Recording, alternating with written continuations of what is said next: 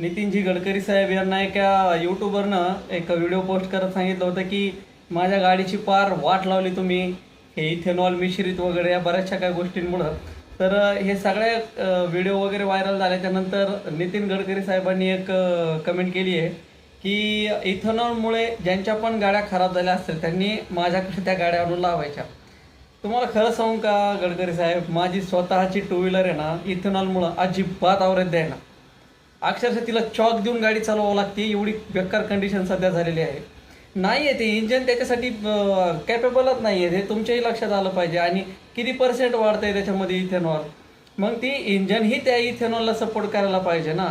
तसं होत नाही आहे. तुम्ही म्हणताय की ज्यांच्या पण गाड्या खराब झाल्या त्यांनी आमच्याकडे आणून द्या, पण अहो साहेब, कुठनं आणून द्यायच्या, कशा आणून द्यायच्या?